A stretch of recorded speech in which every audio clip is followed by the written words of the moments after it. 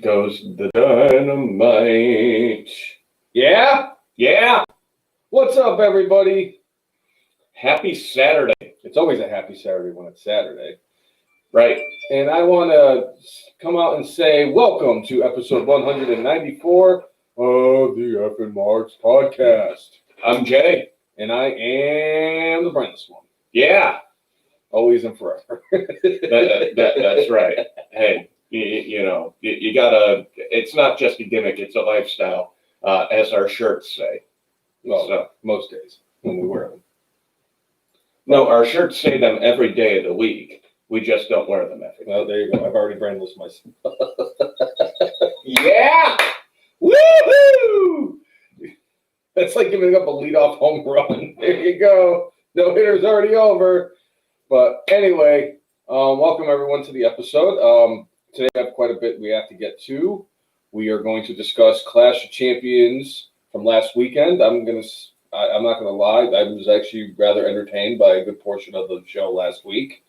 That fucking main event was awesome. Main event was awesome. Intercontinental Championship match was awesome. Yes, I agree with that. I mean, overall, a very solid show. Yes. So, we're also going to talk about. We're gonna make our takeover predictions for tomorrow night's show. We're going to talk about how one of the OGs of the Four Horsemen has a trademark out for said phrase. We'll see how that goes. We're going to talk about other news and notes from this week, including the potential for where WrestleMania could be in April. Yeah. A dramatic pause. It didn't work. All right. But and other stuff and everything. So let's get into this. I think we should talk. Let's say we just get Artie Anderson out of the. Sure. We'll start off with Artie Anderson. So, Double A, who was the person who originally coined the phrase "the Four Horsemen" years ago, when he, Flair, Tully, and the Black Scorpion were in the Four Horsemen. Oh wait, I'm sorry, Ole. I hate you. Sorry. But why do you do the things that you do? I have to, right? Oh my god!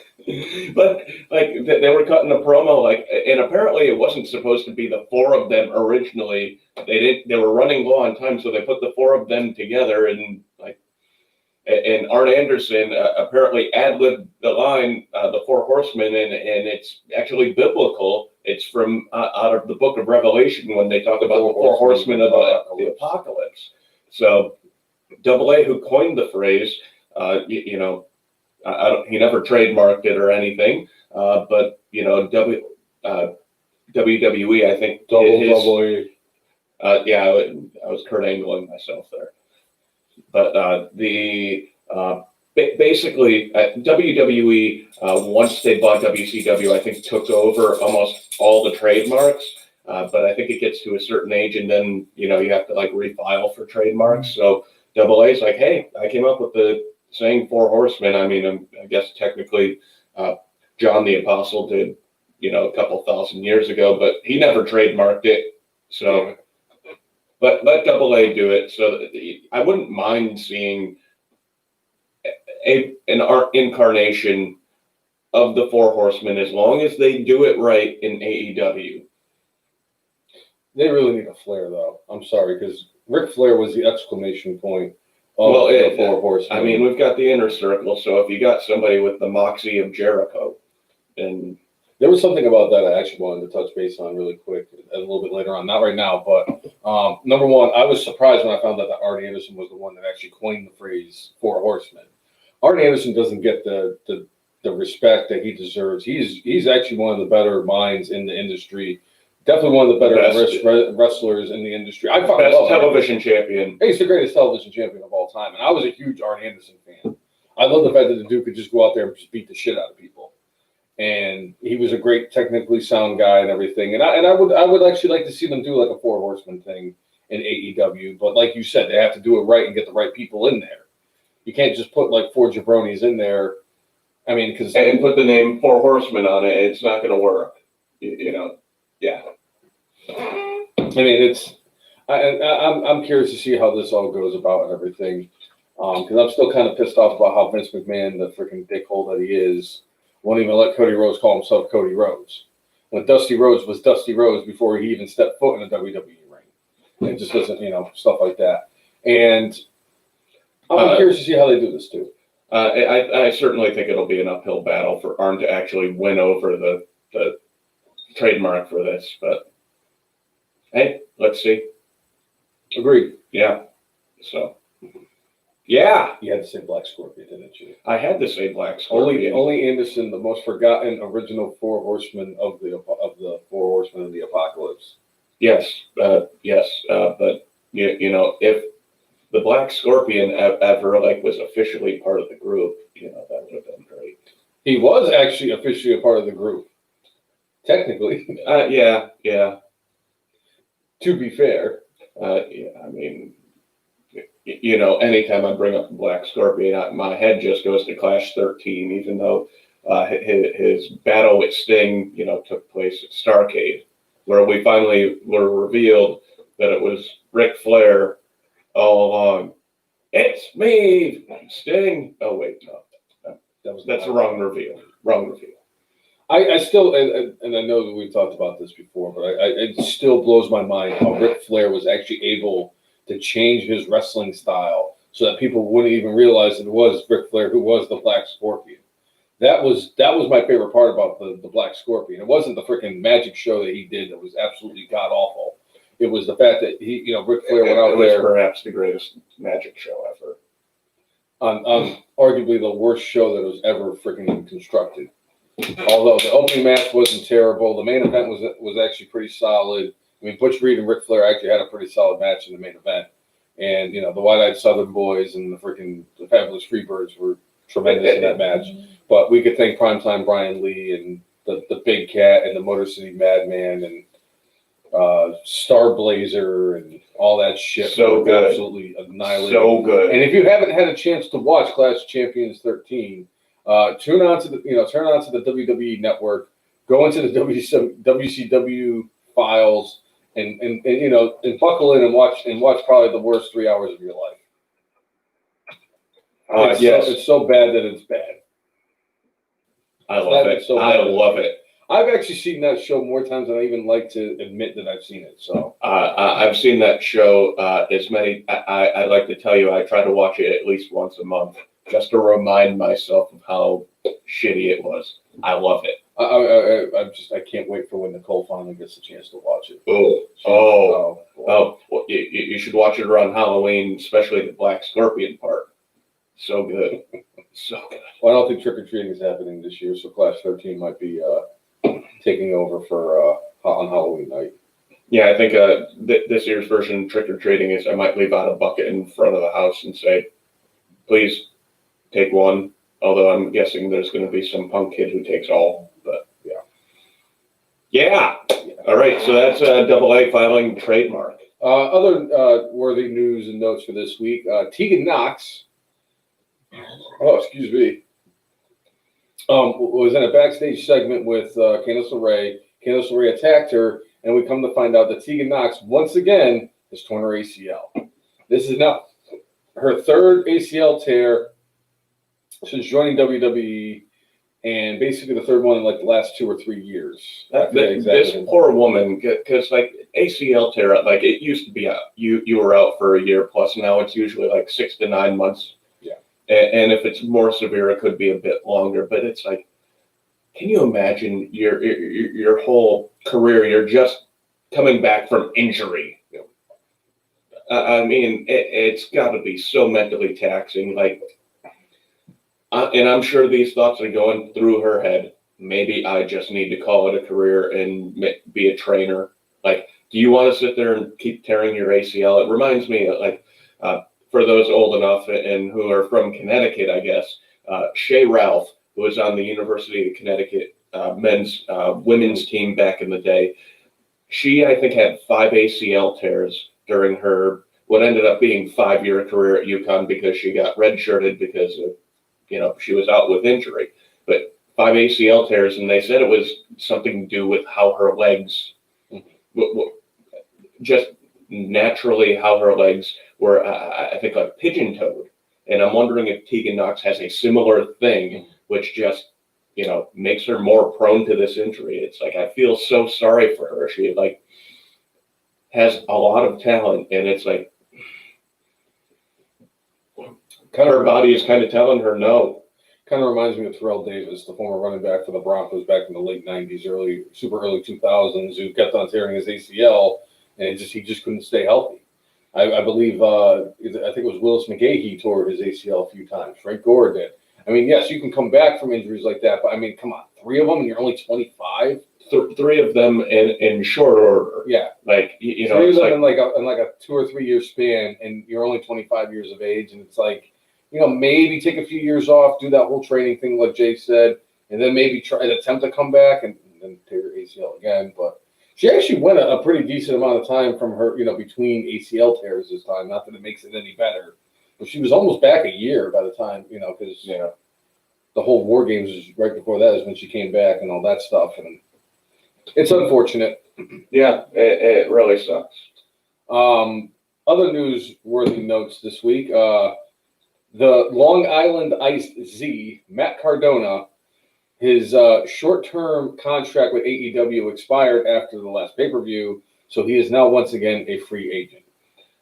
He's kind of come out here and he's heavily hinted like he would like to end up back in AEW, but also kind of said like, hey, I wouldn't mind having to run New Japan and would like to go to the indies that, I made my start in. Obviously, a lot of the indies aren't really running shows, or if they do, it's very limited. Right. So I think you'd have more of an opportunity to see him in New Japan, possibly. But I'm sure he's going to end up back in AEW. He and Cody are friends, and I think there were people excited to see him on AEW. So, agreed. I think it's I was kind of surprised that it was only like a 4. I think it was like a 4 off appearance, whatever you want to call it. Yeah, I figured it was something a little bit longer term, and I was like, wow. And he is part of the circle of friends that Cody Rhodes has with Dolph Ziggler and The Miz and John Morrison and all those guys. Sure, but I'd be curious to see what happens with Matt Cardona going forward. Yeah, he's actually he's not terrible. No, he's pretty good in the ring. But overall, it's like. I always come back to like when he got himself over without the help of WWE with his YouTube channel and YouTube show, and then they promptly kind of, I'm not going to say took it away from him, but WWE took control of it, and it just made the show less fun, less good, and then they buried him. And while we're on that, like let's talk about how WWE in the coming weeks is taking over all of their talents' Twitch accounts. And we've discussed this, but like it's officially going into effect this month. And one of the things that's come out with this is Andrew Yang, who was running for president, specifically brought up, like, these guys are independent contractors. How can WWE, if they're not employees, take control of this stuff? What's up, Timmy? But more or less, what WWE is doing is people can still have their Twitch accounts. Mm-hmm. They can still technically make money with their Twitch account, yeah. But basically, if they make money off Twitch, that is money that WWE will subtract from their low-end guarantee. So more or less, WWE is like going, well, that's our version of paying you. So it's like, I hope that, like, no matter what the outcome of the election in November, I hope Andrew Yang fights to get this independent contractor bullcrap taken care of. Because I'm sorry, if you are an independent contractor, they shouldn't be able to boss you around of what you do outside of their purview. Mm-hmm. You're signed to be a professional wrestler. If you do other things outside of that, then the only thing I guess What's up, Justin? Thanks for tuning in, Justin. The only thing I can kind of see is like going, all right, well, we don't want you to use the name that we have for you on WWE TV. So if Xavier Woods like goes on, why am I blanking with his real name right now? But if he goes on Twitch and uses his real name as opposed to his WWE name, I don't see how WWE can take. Which is interesting that you bring that up, because I was actually looking at Cameo a couple days ago, and I had noticed that like Apollo Crews is on there, but it's Apollo Crews' real name. So obviously WWE can't take anything from the bottom line. Obviously, I saw Mick Foley was on there. I'm sorry, let me rephrase that. The GOAT Mick Foley, was on there. And of course, obviously he's called like Mick Foley, but I did notice like Roderick Strong got rid of his cameo. Scarlett Bordeaux got rid of her cameo. Yeah. She cost a lot of money. I was shocked when I found out she was $1,000. Wow. I was like, I better see something. But like obviously like Bret Hart, but like Bret Hart's on a Legends contract, so it's not like they could really take from his bottom line. And I don't know, Bret might actually own his own name because it's his own name. Right. Which is why it was kind of surprising that John Cena doesn't own. I think John Cena officially like signed over his name. Like he did an interview on the Howard Stern show about it, and he's like, "Oh yeah, I don't own my name." It's like, I'm sure if he wanted to take WWE to court, and he would probably win just based off, it's his real name. My birth certificate, yeah. So, but you know what? John Cena is one of those dudes who's like a super company guy and probably doesn't like. He's like, you know what? I've made quite a living, so I don't really care. He top guy and made a whole crap ton of money, and he's still making a crap ton of money. And speaking of John Cena, he actually did come out this week and say his career is not over. His career is not over. He's like, I'm less active, but I am still going to be out there in wrestling. Which makes me think that if they do, because we with the possibility of WrestleMania being where it is next year, I could see a situation where John Cena could make an appearance just because of where it is. Right. His main residence is in Tampa area. Mm-hmm. On top of the fact, I mean, we got what we got with Cena and Bray Wyatt last year. And since Cena says, hey, I'm not super active, but I'm still going to be there. It's like, if his movies aren't going to be coming out in the theater, that means that he's got time on his hands. As long as he's not in the middle of shooting for a movie, because I think they've actually started shooting movies again. Obviously, they test everybody on set to make sure that they're not spreaders. But so super spreaders, right? Like Kevin Nash. Yes. Close.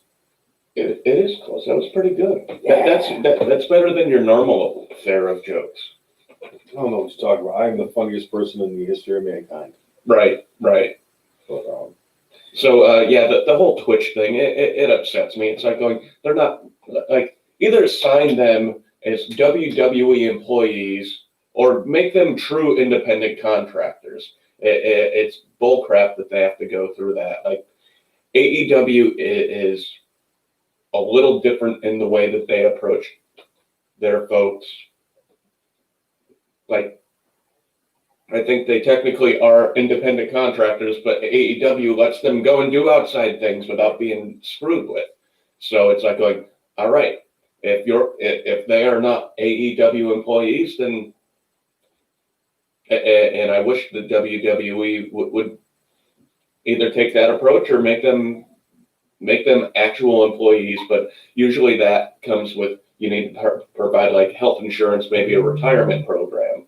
But yeah, so, and that's all I got to say about that. I feel a sneeze coming up, sorry. Oh. Yeah, here it comes. Yeah. Ugh. Damn fall. Because I had a thought too, and I was like, oh shit. Did you just sneeze it out?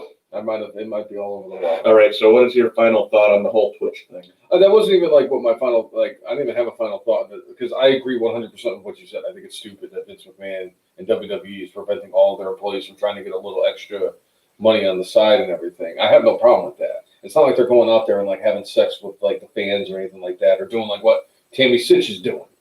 You know, it's just they're going out there because like I think what they do with the cameos fantastic. You know, they like to give like personalized messages to all the fans and everything like that. And I think that's cool. You know, if a fan wants to go out there and drop anywhere from like 25 to like, well, I think Ric Flair was $500. I'm freaking, of course, Ric Flair's $500 on Cameo.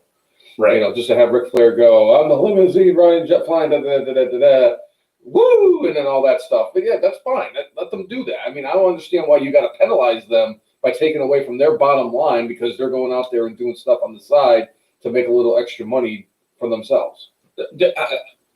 WWE's position is like going, well, we build up the name and the brand of that name because you're on our TV show. That's their point of view, but it's like, you know, Xavier Woods, and I looked up, his name's Austin Watson. Austin Watson. Yes. But like, if he started a Twitch account under Austin Watson, it's like, and he developed a following, I would hope WWE couldn't come after that. But if he goes as Xavier Woods, which is a name that they promote, you know, I think that's kind of WWE's belief. But even so, I think that's complete bull crap. You know, just like, you know, with T-shirt sales, WWE takes a lot of the profits, yes, because WWE makes them, WWE puts them on their TV, but the talent does get a portion of that. Yes. Why can't they do the same damn thing like with Twitch? But again, they're independent fucking contractors. Let them do whatever the hell they want outside of WWE. As long as it's not tarnishing the brand, let them live. Let them do their fucking thing. You hire them, and I'm sure within their contracts, there's some sort of clause about personal responsibility. If they act like a jackass on one of these social media outlets, get the hell rid of them. Yep, there you go. 100% agree. Speaking of WWE Hall of Famer, since we talked about Foley for a bit and Ric Flair, another WWE Hall of Famer is actually all over the news the last few days. Obviously, we're not going to go into detail about what happened on, I believe it was Tuesday. It was. But we did find out yesterday that I cannot believe how many wrestling podcasts actually do you think actually brings up and has a very interesting take on the President of the United States? I don't know, but I think that we have the exception to the rule because WWE Hall of Famer and the President of the United States, Donald Trump, has contracted the coronavirus, as well as his wife, Melania. I think it's just Melania, whatever. Barf, puke, whatever. It's unfortunate that the president has contracted the coronavirus, and whatever your political leanings, it's like going, if you're wishing ill health on any human being, think about what you just said and who you're saying that next to. the man who because he has issues. Oh shit! I mean, how many times have you said you want Vince McMahon to die of the coronavirus? But I don't actually believe you. Where like I've seen people like spewing venom that they want to see this man die. It's like going, you know what? At the end of the day, I really don't want to see anybody die. I mean, honest to goodness, I mean, from the bottom of my heart, I really don't want to see anybody die because that's just terrible. That's just it's going to be bad karma on you. Yeah, you know. I mean, it's one thing for me to go out there and say, I hope Nia Jax blows both of her ACLs like she did. Okay, and I mean that's bad. But like what I said about Vince was definitely unnecessary. It was tongue in cheek and uncalled for, and I do apologize for it. And I am man enough to admit that maybe I shouldn't have said what I had said, and I apologize for it. I'm sorry to the WWE fans, to the listeners of this podcast, and to the owner of WWE, Vince McMahon. I hope you do not succumb. I hope you do not contract the coronavirus and succumb to it. All I could say, though, when it comes to the president and WWE Hall of Famer Donald Trump, I hope he gets well soon. I hope we have a election with a clear outcome, and you know, we shall see with all this. But honestly, after seeing the debate on Tuesday, I really felt that perhaps for Hell in a Cell, we need to have somebody act as Donald Trump's person in a Hell in a Cell match versus Joe Biden's person, or maybe just have the two presidential candidates have at each There's other. no way that they would ever let Joe Biden get into a wrestling ring. There's no way. That dude would break both of his hips and his back. It would be like if Hulk Hogan wrestled Brock Lesnar. Like today. And if like Brock Lesnar, like if Joe Biden got into the ring and somebody slammed him, he would just turn to dust. All right, so who would be our proxies for these people? Oh, easy. For Donald Trump, it's got to be Alec Baldwin. There's nobody else could do it. As much as No, I'm in a wrestling ring, like an actual wrestler in a match, Hell in a Cell. So what you're saying is you want two wrestlers to portray... Similar to the billionaire match at WrestleMania 23. Who would be Donald Trump's person? Would it be Lashley again, since he already won for the Donald? Who would you take? Joe.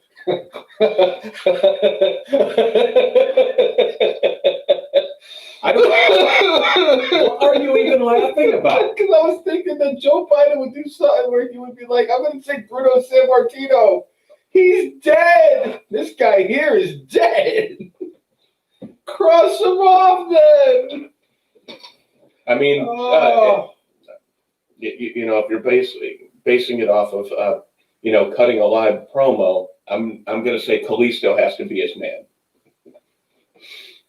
It depends. Who's the oldest person in WWE? Because that's who Joe Biden would pick. No, he'd want Ric Flair.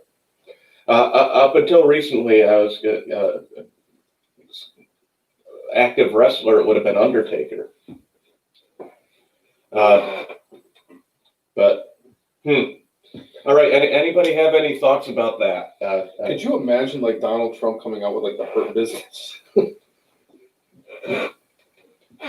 Maybe you have a 6-man elimination match, and you find out halfway through it's an elimination match. But after somebody gets pinned, Retribution versus the Hurt Business, Hell in a Cell match. There's no way they can't have. They can have Slapjack. Yeah, Joe Biden gets Slapjack. He certainly does. Slapjack versus Lashley.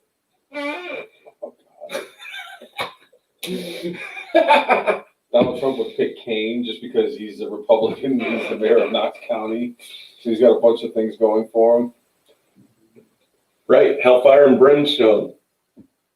Donald Trump picks Roman Reigns. Tribal Chief. Joe Biden picks Bray Wyatt. Bray Wyatt makes his way in the ring, and Joe Biden has nightmares for the rest of his life. Oh, shit. Speaking of which, there was an episode of the KO show this week on SmackDown.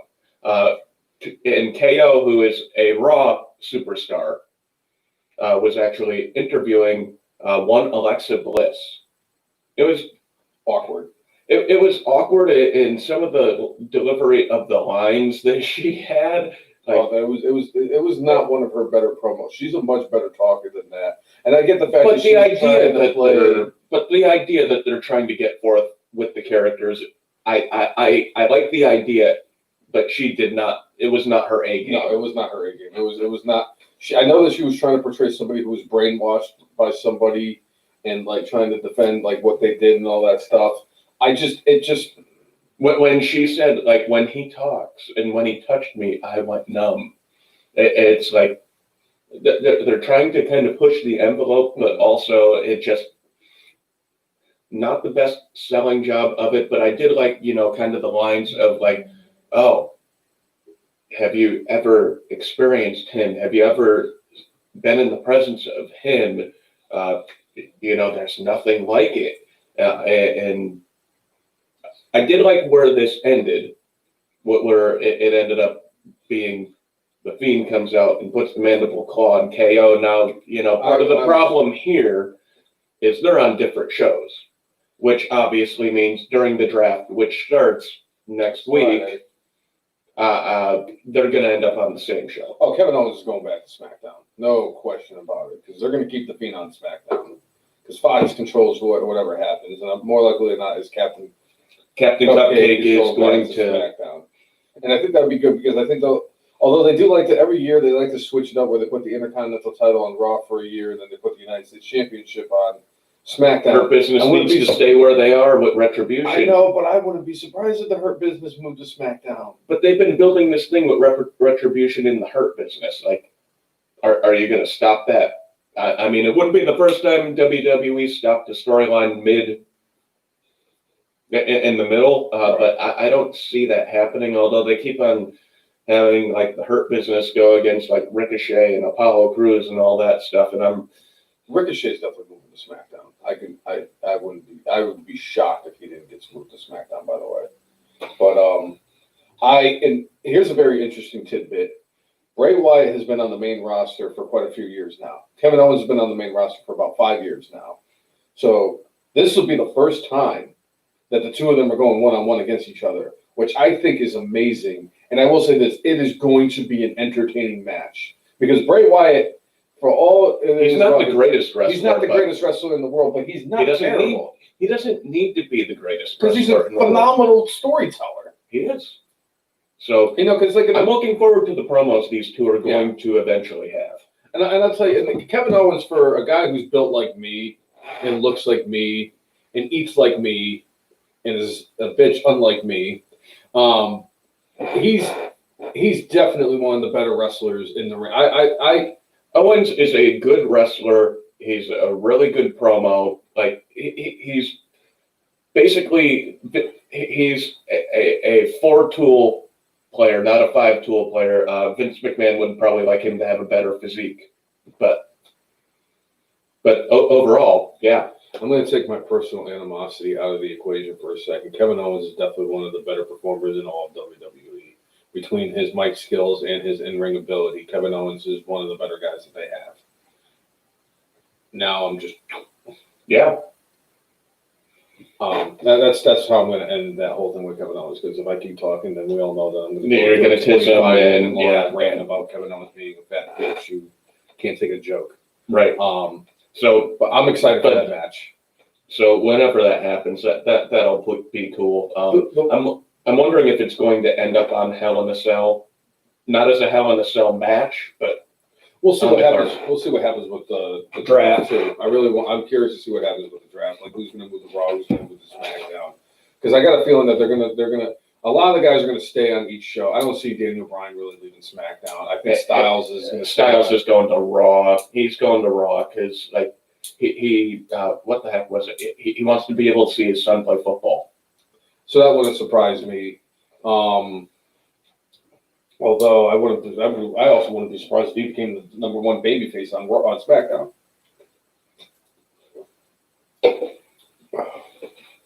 So, all right.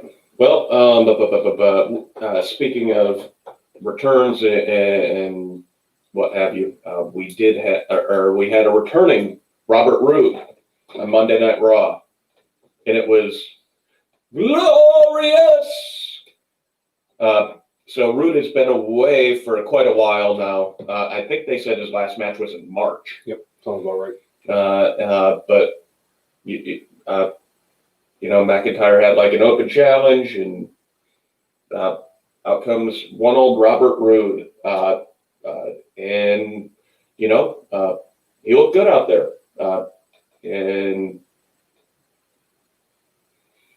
I'm wondering what they'll do with him. Obviously he's in his 40s, and like his shelf life as a full-time performer, like at this point, it's kind of limited. But I'd like to see what they do with him.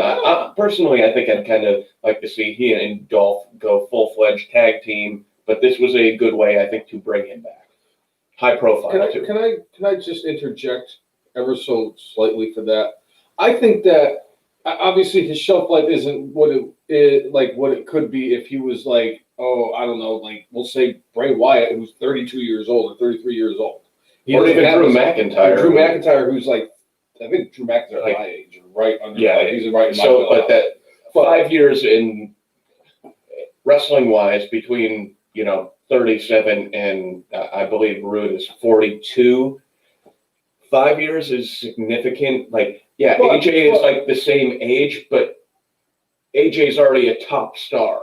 No, but true. Rude needs to be built up to that. But here's the thing, like the shelf life is what we were talking about, and it's like I disagree with you on the shelf life. I'm sorry, especially because You can extend the shelf life now if they continue to not do house shows. But if you think about this, Chris Jericho is 50 years old, and he was number 3 in the fucking world by PWI. For the last 5 years, he has been a very limited performer. True.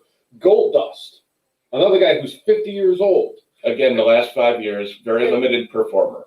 Now look at what we're doing here look at the Hurt Business. Bobby Lashley's in his 40s. MVP is 46. Shelton Benjamin is 46. You have Jeff Hardy now, who's 46 or around there. I mean, R-Truth is Jeff Hardy's my age. I thought Jeff Hardy was 46. He's my age. I think Matt's 46.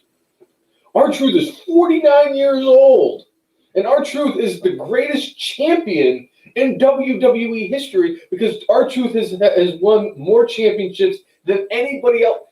Think about all of those guys were and are established where, as much as I love Rude, in front of a WWE main roster audience, he's not. No, but he was a U.S. champion, but you know, we all know sometimes the U.S. championship, especially when he was champion, was not treated with a lot of respect. But for me, I see for shelf life is I could see somebody who only has maybe a couple more years tops left in their career. And it's if he does everything right and they do get rid of all the house shows and everything, he could have another 4 or 5 years left in WWE to do anything. But what that means is they need to take the next year or two to build him. But he doesn't have to be a top guy to still be relevant. Well, that's what I'm talking about. Him being a top guy. I'm talking about getting. Oh, see, I'm looking at this when you say no. Life, he could be relevant for a long time, but I'm talking about a top level dude making money for the company. I think that's where we had the little disagreement part or misunderstanding. Yes. So I can. Yeah, he's not gonna I don't see he can earn a good living for the next handful of years with WWE. I think that if he stays about where he's at right now, where he's just a mid-card guy, where he still gets utilized on a week-to-week basis, no matter what show he's on, I think that he could still do something. Hell, I wouldn't even be surprised if he was one of the guys that ended up back in NXT. I wouldn't be surprised by that because I think that the NXT is going to be getting a bunch of guys that were on the main roster who could be moving down because obviously they're going to want to bring people up. And they just brought 5 people up from NXT and put them in a fucking dumpster fire. It would look great on paper, and then they called them T-Bar and Slapjack and all that Mace stuff. And I forget. Mace, Slapjack, and T-Bar, and the women. The women. I think the women, they kind of scrapped the names that they were going to give them to call them, but I think they're actually going to go by their actual names now when they realize how fucking retarded it was. I think like the whole Viking experience crap. Just like I think it was because they realized that Slapjack was what Slapjack was. Yeah. Yeah? But, anyway, it was good to see Bobby Roode back at the end of the day. I always go back to when we watched NXT over at ODU, and him and Cedric Alexander had, in my opinion, the best match of the night. So, but Bobby Roode, consummate pro, really still solid in the ring. Obviously, the dude's a workout freak and still looks incredible for his age. Like he has the body of like somebody in their 20s. So, would you say that his body is glorious? Sure. That kind of fell flat. Thanks, Jay. You're welcome. You're welcome. Speaking of which, really quick, before we go into the rest of it, I did see that NWA had a pay-per-view this week. And in the pay-per-view, Aaron Stevens, who to the WWE universe is well known as Damian Sandow, who was I think it was the national champion of the NWA. I don't know why they're not calling it the United States champion, but either way, defended his title against another former guy who WWE fans are very familiar with, or were very familiar with, one Trevor Murdoch. And Trevor Murdoch beat Aaron Stevens to become the new national champion of the NWA. They call it national champion because they don't want to be the same as WWE. I understand, but like New Japan still has a United States Championship. They're in a different country. They have a different audience. Fair enough. So Even though the title looks like the United States of America. That's my favorite part about the belt. It's so ugly and tacky and all that shit. But anyway, congratulations to Trevor Murdoch. He was a dude I always like enjoyed because Murdoch just looked like that guy that you saw at the pool hall and you bumped into him and knocked his beer over. He's going to go out and he's going to go down swinging in the parking lot, and you're probably going down swinging for sure. you have officially been Omega'd.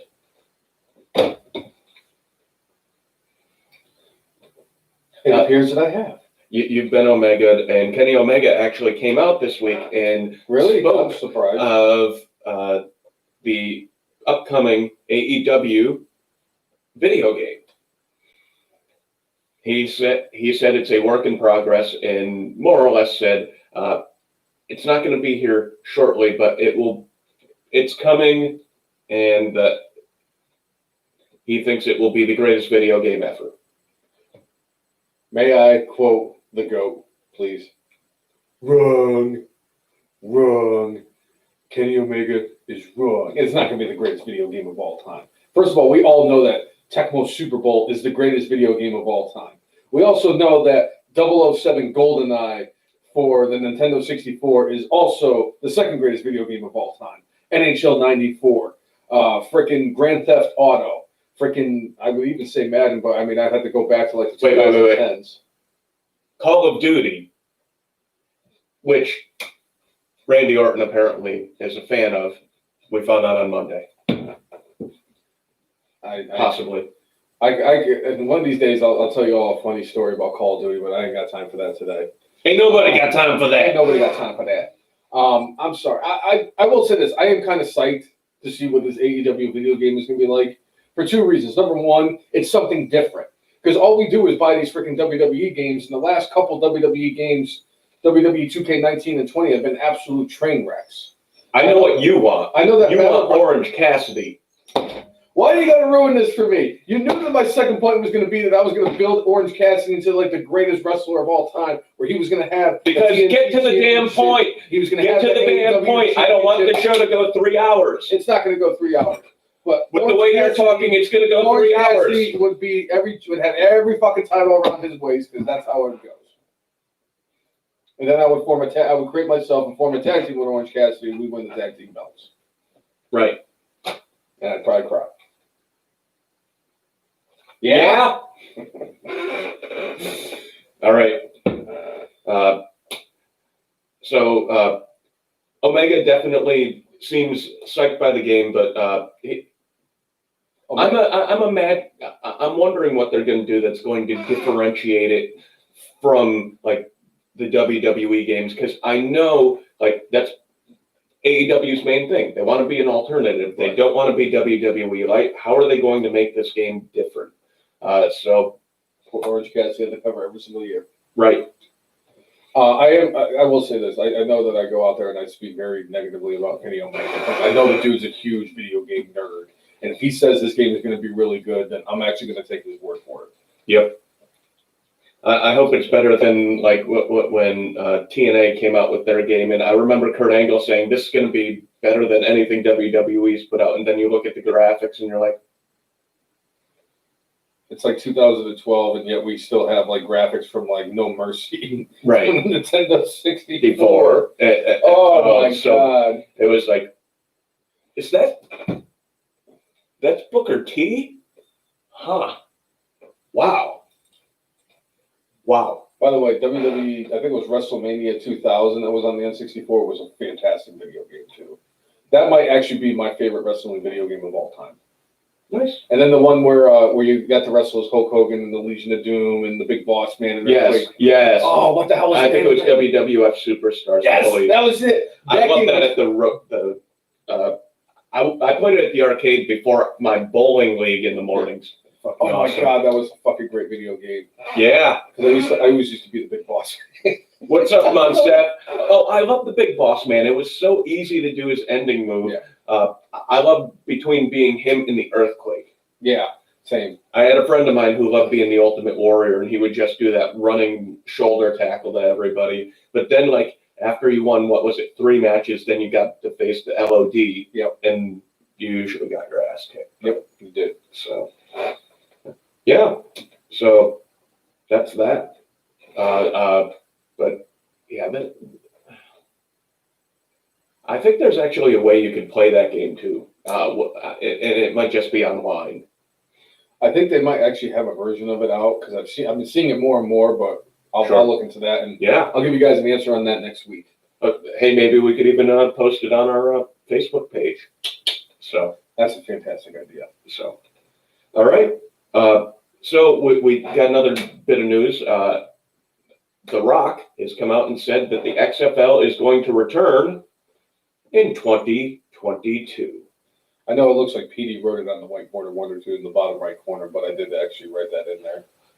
Basically, The Rock came out saying he wants to make sure all the players, all the coaches, and all the fans are going to be able to enjoy the XFL experience to its fullest. So he doesn't want to restart the league too early, and they're not as established. So like their television contract will not be what NFL gets. So it's not like them rushing back the league and not having fans is going to be helpful for them. So I understand where he's coming from. Obviously everybody's kind of crossing their fingers and hopeful that the virus will be done by then. I need my New York Guardians back, Jay. I need my New York Guardians. Yeah, and hopefully they still have Kevin Gilbride as a coach. Yeah. Yeah. Or they need to hire He Hate Me. Yes. That would be great. Oh shit! I'm glad the XFL is coming back, and I'm glad they're taking their time. I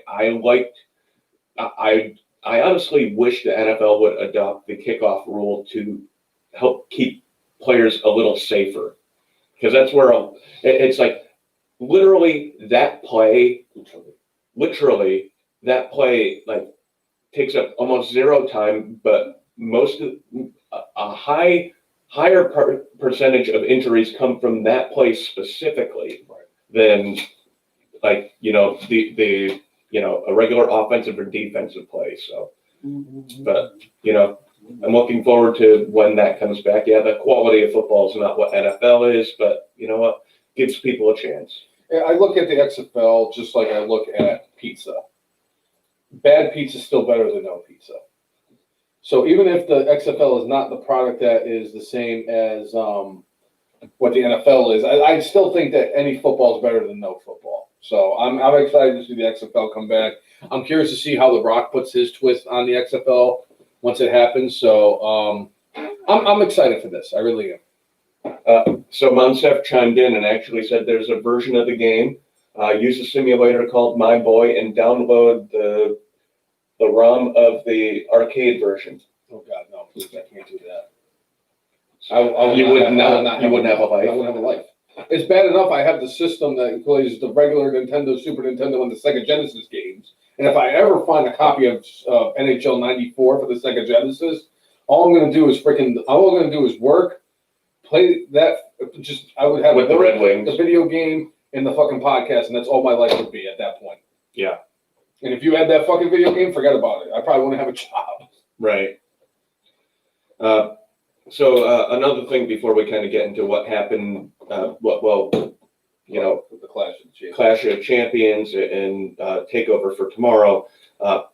So they're doing a storyline with Rey Mysterio, Dominic Mysterio, and Aaliyah Mysterio and Murphy.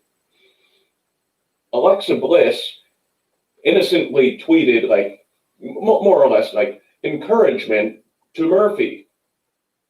And then people jump all over her to like, I can't believe you're doing that. And like, thought that she was trying to, in some way, like,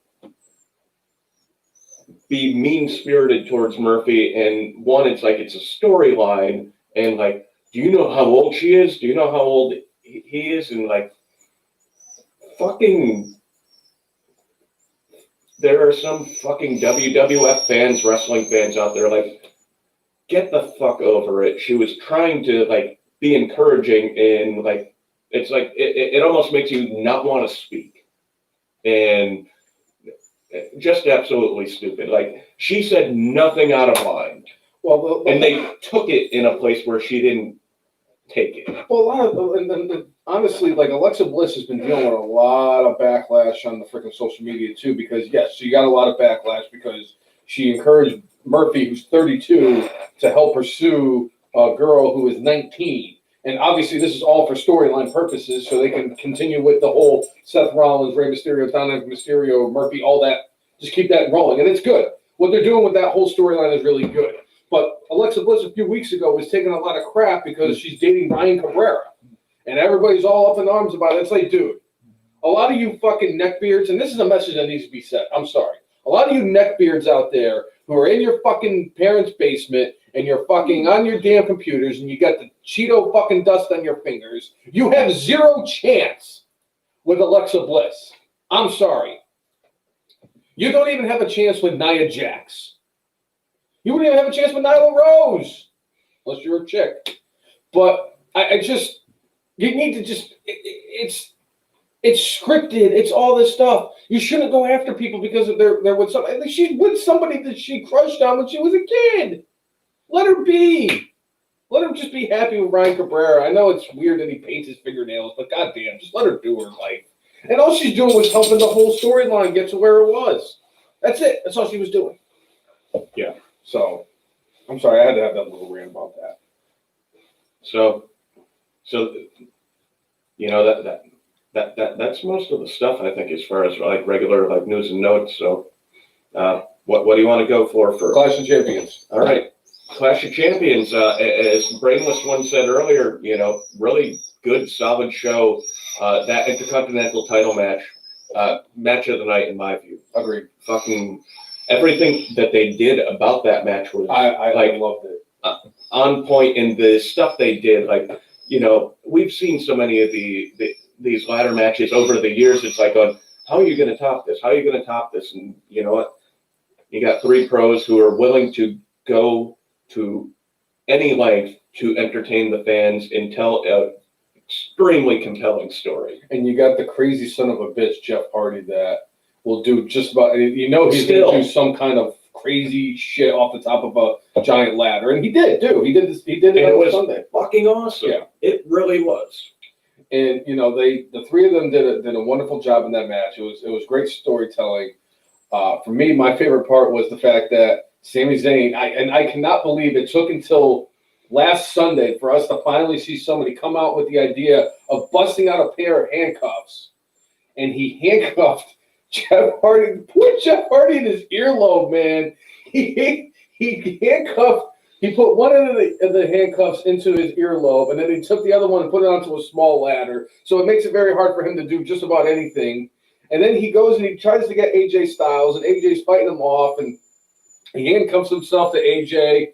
And what he did was he had the key in his mouth, and he unhooked it, and then he got him on the ladder and everything. And I'm like, you see Jeff Hardy trying to lift the ladder. It was beautiful, absolutely beautiful. And I love this Sami Zayn right now. He is very nefarious. He's winning no matter what it takes to get that W. And I am excited about him being Intercontinental Champion. I fucking love Sami Zayn, and I love that match. And bringing it forward to SmackDown, he pulled a Medusa. And like he took the Jeff Hardy version of the Intercontinental title and dropped it in the wastebasket. See, he never was the real champion. And the disheveled look makes it even better with the like out of control beard, the out of control hair. Right now, Sami Zayn is on fire. Oh God, I love it. He's one of their biggest stars right now. And as much as I don't know why he went away, and I definitely. If he went away specifically, like, because, well, I got my WrestleMania, you know, money, I'm going to go away for a while. Like, to me, that's a little shady. But shit, man, he's come back as a house on fire. I love that they brought this in the storyline. And I remember, like, when they were saying if people go away because they have concerns about coronavirus, you are not going to be penalized. And when he went away and they took the title away, it's like going, oh, it's kind of hypocritical, but I also kind of see why they want, but they brought him back. The long-term booking of them doing that, just even if it was accidental, it's been A+. There are a handful of storylines that the story and what have you is perfect. Like even with Roman Reigns and Jey Uso, storyline for it's like fucking perfect. So this is one of the ones where I'm like going, fucking A, sign me up. And the way they had Sammy win that match was beautiful. Fantastic. Loved it. Both matches, the match from last night in SmackDown and his match from Clash of Champions. So I kudos to all three of those guys, and kudos to Sammy for bringing this home. And I will say this, I liked Sammy's name back when he was like the dancing guy coming out and being like, I'm super nice and all this shit. And like, he's the lovable loser, because that's basically what he was in the main roster, was he was the lovable loser. Once they turned him and they let him be this fucking psychopath and they just let him have creative control over his own character, he has taken off better than I think anybody even imagined. Yeah. He's going to win one of those two major belts at some point. Not from Roman Reigns. No, it won't be for Roman Reigns, but I could see him definitely winning them. And maybe not this year, but as long as he stays healthy. And maybe that was part of the reason why that he used the coronavirus as an excuse to not wrestle. He's not that far removed from having double shoulder surgery. Well, and he was not an active performer for a long time, and he came and won the Intercontinental title from a handicap match. A handicap match against Braun Strowman. Yeah. Who they were a couple years ago, one of the best stupid storylines going, when he was like, I'm going to fight Braun Strowman and type of shit. Yeah. And I love Sami Zayn. He's one of my favorites now.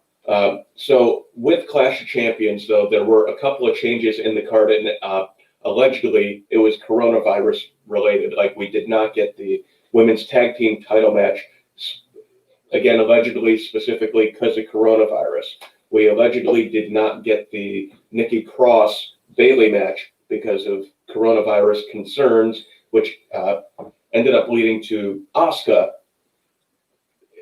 accepting an open challenge from Bayley. I love the fact that they did it that way, because they could have picked any woman on SmackDown and had her fight for the title. I love the fact that it was Asuka, because Asuka could go out there, have a hell of a match with Bayley. You know what the two of them are going to do when they go against each other. And in the way that it ended, it still made Asuka still look strong as the women's champion. And move forward Sasha and Bayley. Exactly. They booked Clash of Champions perfectly. As far as that goes, like that storyline, like, I mean, they did. I think they made the best they could have with the situation they were handed. Yes. It's like, yeah, the two ladies put on a solid match and then put forward the Sasha storyline, which then went even more on yesterday, where Sasha has actually challenged Bayley for the title next week. Bayley has not answered the challenge, and what I believe will happen is Bayley is going to say, no, I'm not going to face you this week. I'm going to face you at Hell in a Cell. That's what their rivalry deserves, a Hell in a Cell match. Oh, yeah, absolutely. And that's where I think we're going to end up. I think this is where this is going to lead. But again, for what they had, what happened to them out of their kind of belief, or out of, it was out of WWE's hands. Yeah.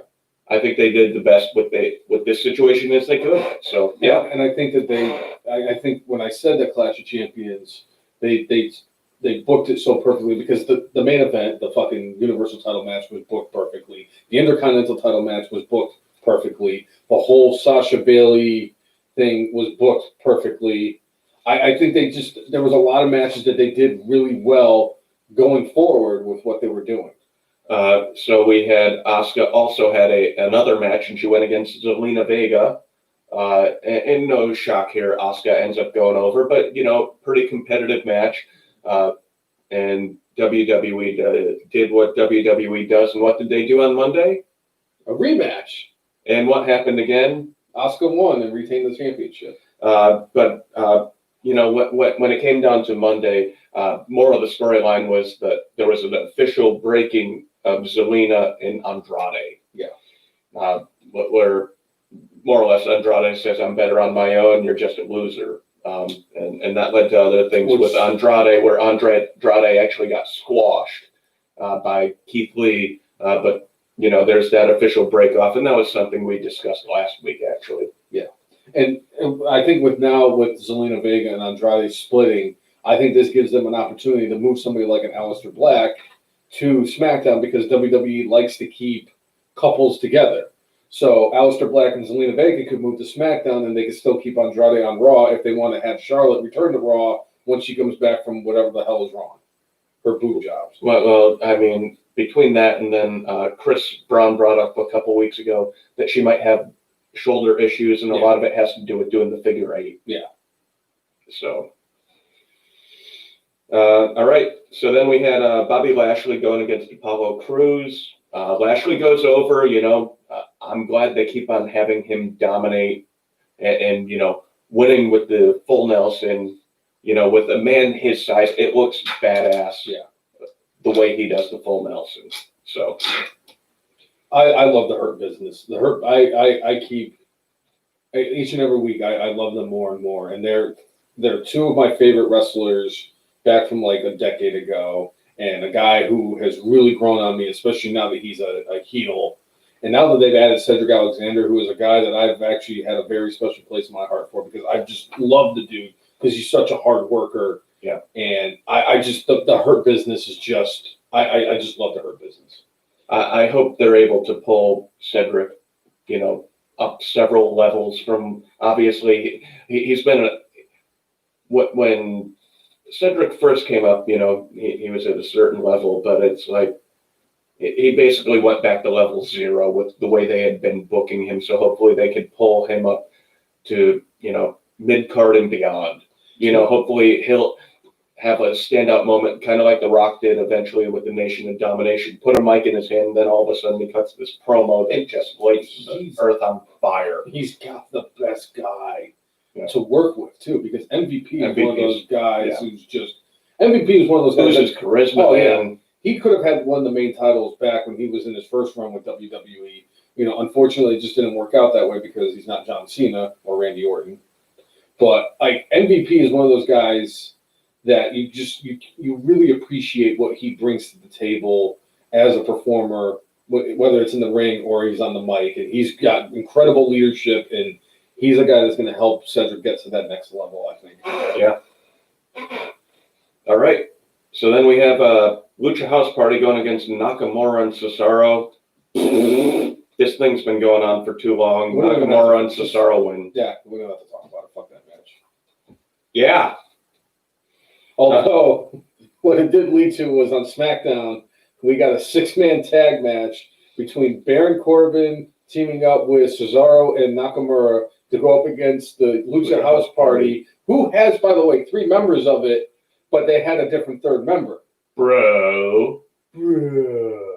Yeah. All I'm going to say, I fucking love Matt Riddle, by the way. I fucking love Matt Riddle. And I'm going to tell you one of the reasons why I figured out last night. Matt Riddle always looks like he's high. He's got the permanent high on him now. He has smoked himself so much that he always looks like he's high. I have, every once in a while, I'll have I'll wake up, or there's times where I'm just like, yeah, I look like I'm high even though I haven't smoked. And I'm like, well, good job, stupid. And then I pat myself on the chest and I'm like, keep going with life. Yeah. But it looks like, I hope, hopefully that what happened on SmackDown last night in that 6-man tag match is just the culmination of now that rivalry between Lucha House Party and Cesaro and Nakamura is done, and maybe this will lead to Matt Riddle and Baron Corbin finally beating them. Well, the fact that maybe they're breaking Kalisto up from Lucha House Party, maybe we do get a great promo on draft night. Once again. But one thing the one takeaway I had from that match, and I am excited for the potential of a Matt Riddle versus Cesaro match. Yeah. We got a small sampling of it last night, and I think that match is going to be fantastic. Like Matt Riddle is one of those guys that just keeps impressing. He could go with anybody in the ring, and he's getting for a guy from where he's come from, and the fact that he is just a permanent, like he's Rob Van Dam, right? Just a better. I think I don't even know if he's really a better version of Rob. More athletic version, but like he's fantastic. I love Matt Riddle. So, bro. Street Profits held their Raw Tag Team Champions, defeating Andrade and Garza. Again, one of those like storylines. Like, I don't mind them having long-term storylines, but please make them make sense. Andrade and Garza lost so many times to Street Profits. I don't know why they keep on getting title shots. Because they have nobody else. Yeah, I mean, it sucks that Ivar got hurt, so they don't really have the Viking Raiders to be in that situation. But this is a spot where Rude and Ziggler could kind of. Oh yeah, absolutely. Maybe escorted into that. And now that Robert Roode's back, now we're thinking that, and you know what's going to happen, right? Robert Roode's going to end up on fucking SmackDown. We shall see. Yeah. So yeah. Then we had Drew McIntyre versus Randy Orton in an ambulance match. One thing that I know storyline wise, they brought in all these legends, and Orton, as the legend killer, kind of took them out. I really was not expecting them to help out Drew McIntyre as much as they did, and Orton getting his comeuppance, but it definitely felt sort of heelish for Drew McIntyre to get all this help, and McIntyre wins more or less by nefarious tactics. But here's the thing. It's like you have Christian, who is a face. You have Shawn Michaels, who is a face. I mean, I would say the Big Show, but God only knows. He probably turned right after he freaking attacked Randy Orton. He flip-flopped like 5 times. You had Ric Flair come out and drive off in the ambulance, which I thought was a really nice touch. I like that. I liked how they did that because it was something. Oh yeah, and they weren't expecting it, and it fit perfectly. Yeah. Actually, storyline wise, they're like going, yeah, you know what? He messed with these people. It's a no DQ match. Yep. And I love Shawn Michaels super kicking Randy Orton on top of the ambulance. Oh my God, it was perfect. And I still think that Shawn Michaels still has one match left in him. I would pay good money to see him and AJ Styles. I want that. AJ wants it. I think, and the fans want it. I think Shawn Michaels, if the money was right in the Saudi Arabian, the blood money, yeah, I'd prefer to see it. Well, I would prefer it to be in Australia, so I'll actually watch it. I will not watch the blood money matches, but beyond that, I did like how they added those dudes into the storyline. Yeah. But come Monday, despite the fact that Orton lost, this is one of those storylines. Despite the fact that Orton lost at the pay-per-view, that going forward makes sense with how he lost. All right, it was not a clean. Drew McIntyre definitively won this. Yeah, he beat Orton before, but with this ending, you're like, all right, he needed help. And then Randy Orton acting as a janitor, going all freaking Call of Duty at the end of it, where I saw some people on Twitter complaining that he was using welder's goggles, not night vision goggles, but come on, it's sports entertainment. When they say night vision goggles, just accept it. The only minor thing with the Monday Night Raw angle was if Orton was beating them down with a chair, why weren't any of them moaning, groaning as if they've been hit by a chair? Mm-hmm. You just end up seeing them on the ground after. That would be my only minor critique of that whole thing. But I love the fact that he was dressed as the janitor, had the fucking night vision goggles, and beat the holy hell out of him because it fed into the storyline. Yeah, I'm Randy Orton. It's gonna piss me off that you helped this other dude I was going against beat me, and now we're gonna be getting a Hell in a Cell match between he and McIntyre. You could tell it's gonna happen. Yeah. And the other one, and I know that you and I are mainly more so you than I with this, because I've always tried to figure out what's the best way for you to determine who's the next one in line. I think that that's the best way to do it because, like you said, Orton won, or lost, but Drew McIntyre got a lot of hockey assists in that victory. And also now with the Universal title match between Jey Uso and Roman Reigns, they told a wonderful story at the Clash of Champions. And Roman beat the hell out of it. There was a point where Jey, how the hell did I ever do it after I said his name a minute ago? But Jey Uso looked like he had that chance and that opportunity. He super kicked freaking Roman Reigns and he had him done. Like, people are like, oh my God, he could actually do this. But it came to a point during that match where Roman Reigns is just wailing away on freaking Jey Uso. And Jimmy's coming out there and Jimmy's got the towel. And he's like, I'm going to throw in the towel. And Jay's like, no. He's like, no, don't do it. He's like, don't do it, Uso. Don't do it. And then Roman drags him out there and he's just pounding on him. And that's when Jimmy finally threw in the towel. And he gets in there. And all Roman wanted Jey Uso to say, though, he was the head of the table. The tribal chief. The tribal chief. He is the head of the table. I'll get into that in a minute, Monsef.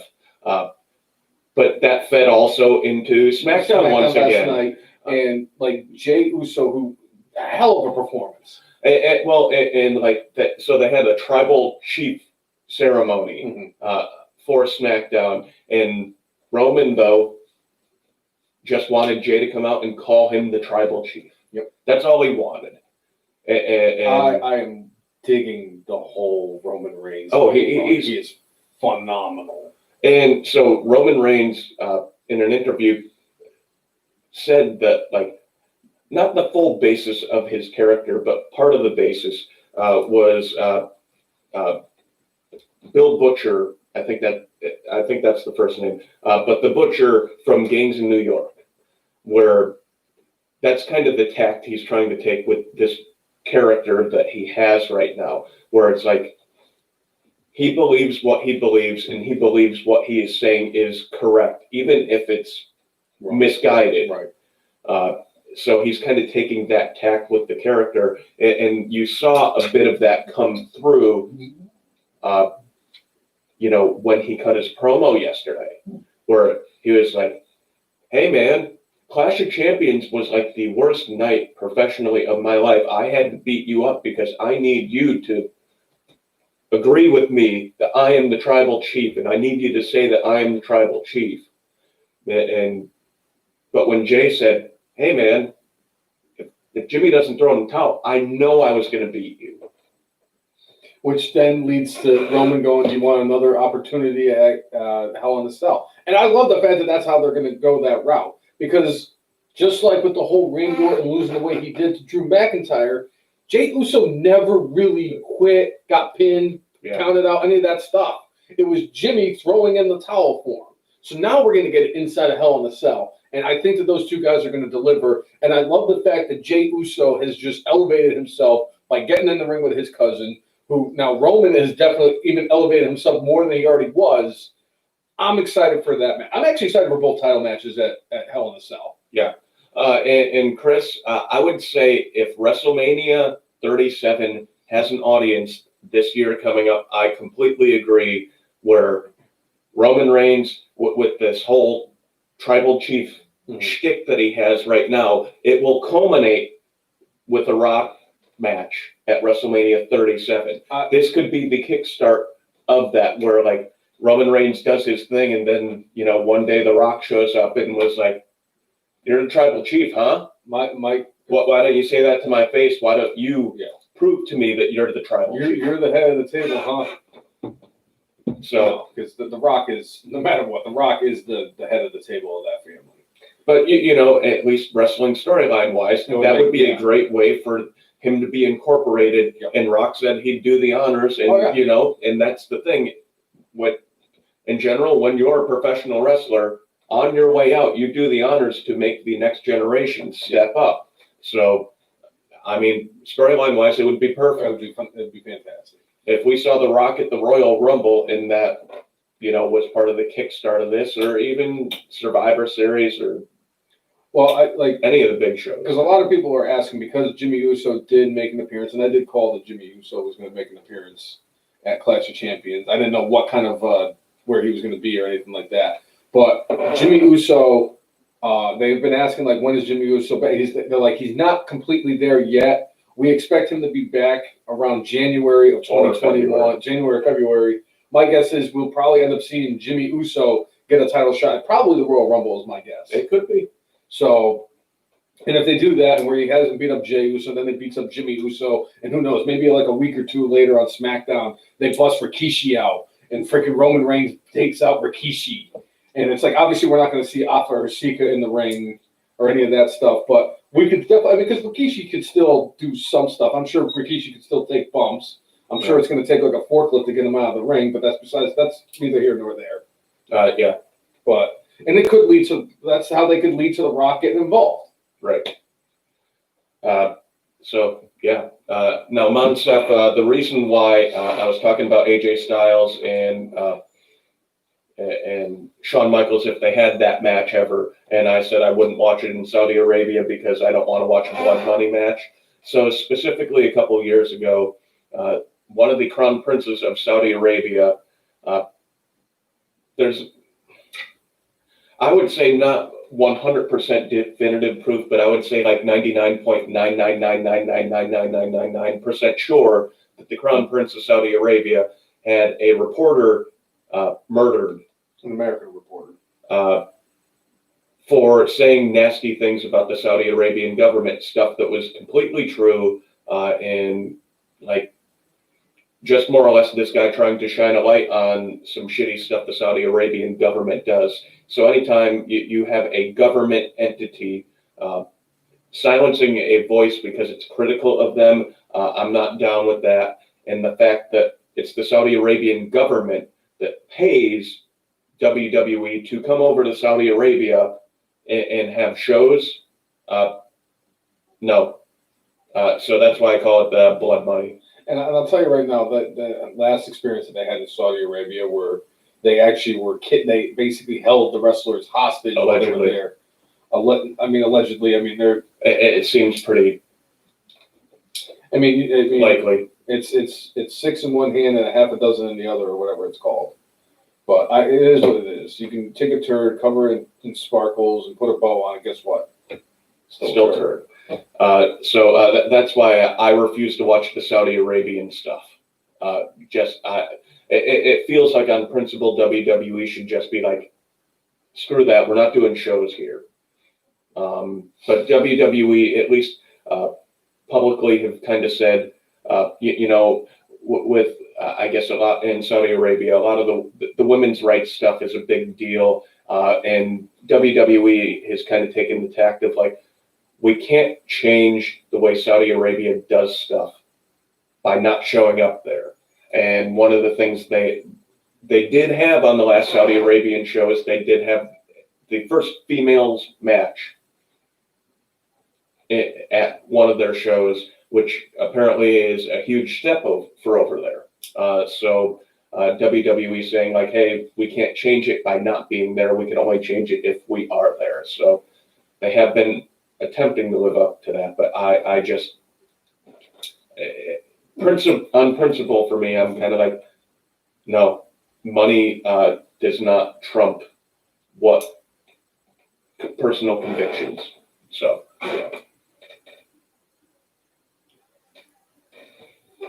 yeah, Chris, yeah, I hear that. So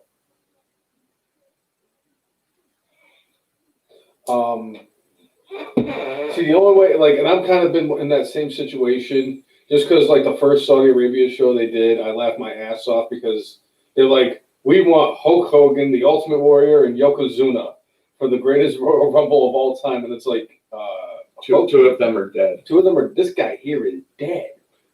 Well, then cross him off. And it's like Hulk Hogan's like 9,000 years old, and if he does the leg drop once, his whole body's just gonna like fall apart. Yeah. And they actually got some random like sumo to be in the match to be Yokozuna. Right. And that shit's just funny to me because they want all these like nostalgia things. O'Neal. Yeah. Thank you. And you do know that we're gonna end up getting Sting and the Undertaker in Saudi Arabia. There's no fucking way that we don't. I'm sorry.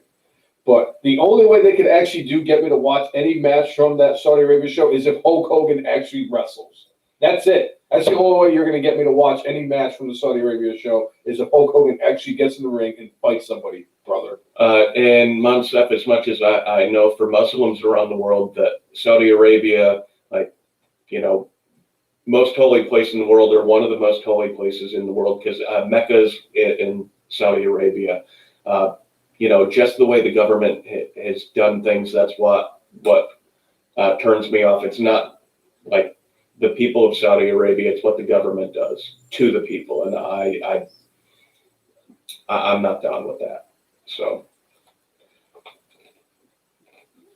yeah, that was Clash of Champions, and that was our take on Saudi Arabia.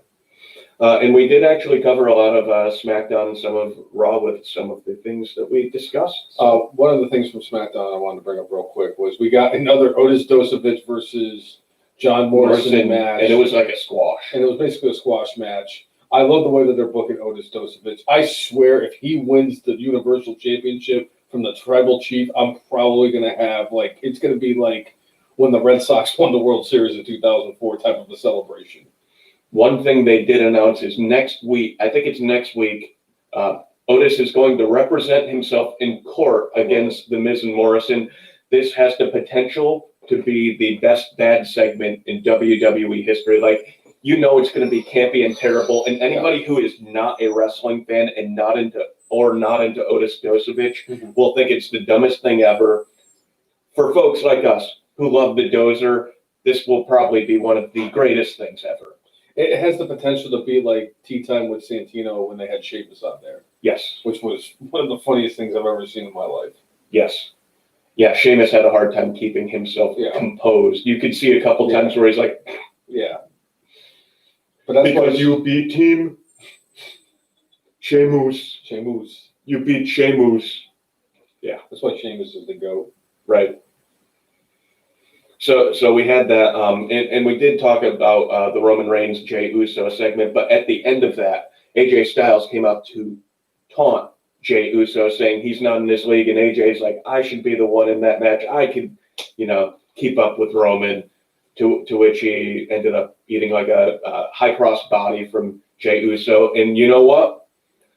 During a commercial, rumor has it Theodore Long came out and said, we're going to have a match, playa. You're going one-on-one with the Undertaker. Wait, no. I'm sorry. That guy got buried by the Undertaker. You're going to get one-on-one match against the guy who got buried by the Undertaker, playa. Jey Uso and AJ they had a fucking awesome match. Great match on last night. Yeah. And I was thoroughly entertained. And, you know, AJ Styles is still, in my opinion, one of the best performers in the ring. So I was happy to see him and Jey Uso go at it, and I'm glad that Jey Uso did go over on AJ Styles, because that's a pretty big feather in your cap to have heading into like a match. And it raises his credibility for going against Roman, because he hasn't had a big singles run. So correct. All right. So Christopher Brown says, "Sorry, brainless one. I see him losing the briefcase to someone fairly soon. I can't see Vince letting him cash in and win." Unless that's another way to keep Roman Reigns over, is that's how you get him, because Otis is pretty over with the fans. Otis cashing in and losing to Roman Reigns could definitely help build Roman Reigns as more of a heel than he already is. And get some sympathy for Otis. Speaking of sympathy for Otis and things that I don't love, they built that storyline in part with Otis for WrestleMania with Mandy Rose. Large part of it. They did all this great character development with Mandy Rose and Sonya Deville, making her look more badass, changing her look up so she wasn't, you know, God's greatest creation. Monday Night on Raw, what did they do?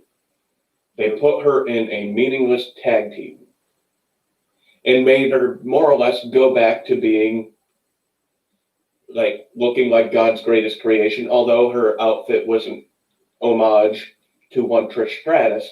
Even so, why did you spend all that time building her to be something and switching her character to trade her to Monday Night Raw and have her go back to the same character? A complete waste of fucking time. They did such a good job of like going, all right, we're going to morph her to be a little bit more badass instead of being Barbie. And now they've morphed her back. Not even morphed. They just changed her back into Barbie. What the fuck? Why did they do all that? They wasted so much time. And it was actually a good storyline in like,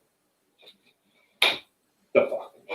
So Dozer loses his girlfriend, and his girlfriend goes back to being a Barbie instead of a badass bitch. And my favorite part was they made such a big deal about Mandy Rose moving to Raw. Like, oh well, Mandy Rose is moved to Raw so that you can concentrate more on yourself, Otis, and being the Money in the Bank winner and that. And then they have her come out, like you said, in a meaningless tag team, and it's like, oh, by the way, we moved Dana Brooke over to Raw too, and I'm like, oh my god, I'm like, you guys are fucking retarded. Yeah. It's like they have like, and what kills me is that it's like they had this really good pay-per-view, which a lot of people have been crucifying WWE for because they don't have like really good pay-per-views that often.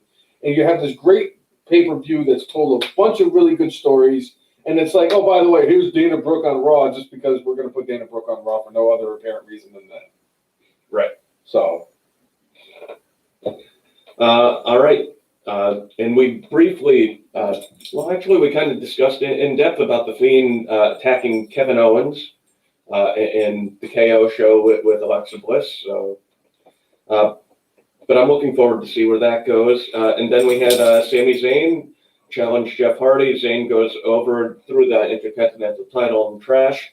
And one thing that did also happen this week is it was officially revealed that Carmella was the person behind those vignettes that they've been having. More or less, she's like saying she's going back to being, the queen of the bad bitch, the queen of Long Island. Mm-hmm. So, I had a lot of fun watching her with R-Truth and the development of that. And originally, I guess that was supposed to be like one-off thing, and it ended up being something that lasted like a year or two. But, if she wanted to rebrand and kind of go back to, what she was, all right, let's see what they do with it. Agreed. So,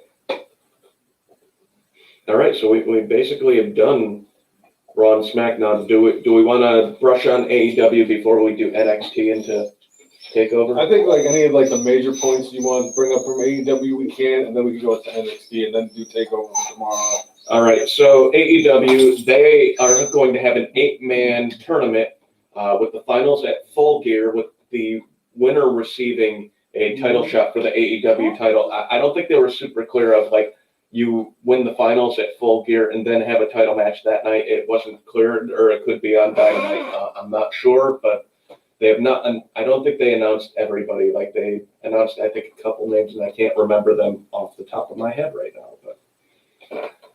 But that is what's going forward as far as the next major challenger, apparently, for Jon Moxley. And we did have Jon Moxley going against the Butcher, and those guys actually had a pretty good match. Really one of the first few times we've seen the Butcher in a singles match, but Eddie Kingston, came out and kind of said, all right, this is the dude who I want you to face. Eddie Kingston still holding fast to, like, hey, you never, like, you beat me, but, like, calling out the referee, like, oh, and why'd you call off the match? And just utilizing the fact that he didn't lose, that's what to continue the storyline. That's what goats do, Jay. Yeah. We did have the GOAT beat Isaiah Cassidy, but this, was something to help elevate Cassidy by going against somebody that's established. And also that established man had a little celebration with MJF. The GOAT Jericho has officially been in the wrestling industry for 30 years now, and still, character-wise at the top of his game. So, I like those bits that they had in this. FTR beat SCW to retain their tag team titles, and actually had a segment after where they're more or less making fun of the Young Bucks. It's like, they could get as many stars from Dave Meltzer as they want to, but they're not in our league. And then all of a sudden, one of the Young Bucks, I forget which one, end up super kicking Tony Schiavone. I think they'll kind of storyline wise filter that in at some point why they did that. So then the GOAT beat number 10, Orange Cassidy, freshly squeezed with the orange punch, finish off the match.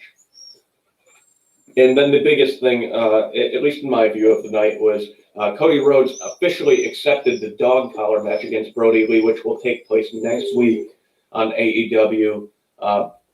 These matches are few and far between. The one that I think is most well known is Roddy Piper versus Greg the Hammer Valentine from Starrcade, where like Piper ended up busting his eardrum and bleeding out of his ear for like half the match. It was kind of gross, but like also like, again, for anybody who says wrestling's fake, watch a match like that and go, yeah, tell me that. I could go Fucking A, man. but I'm not going to. Yeah. Yeah? So that was AEW for the week. So a couple of things moving forward, and we'll see how this all comes together. I'm looking forward to the dog collar match. Same. So That way they can cover up that horrid tattoo that fucking Cody Rhodes has. right.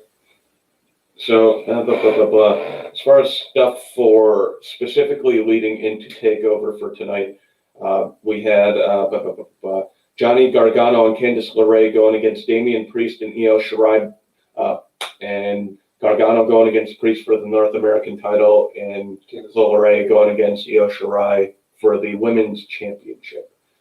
So we had a mixed tag match, player, and Gargano and LeRae go over nefarious tactics. LeRae low blow on Damian Priest, and Io Shirai, chases off Candice, which left Gargano do his finishing maneuver and get the victory.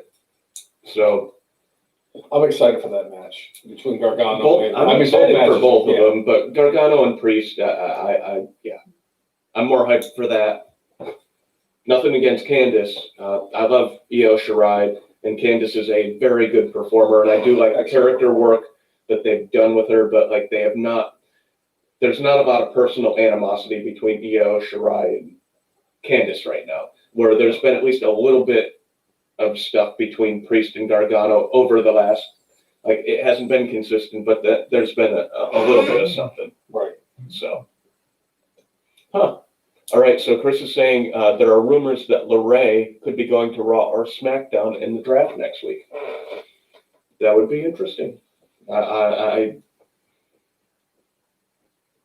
Yeah. Well, and with the fact that right now WWE is taping everything out of the Orlando area, whether it's the Amway Arena, Performance Center, or Full Sail University. If she goes to the main roster, it's not like she's going to be separated from her husband. Right. They're in the same area, so it's possible they could do something like that.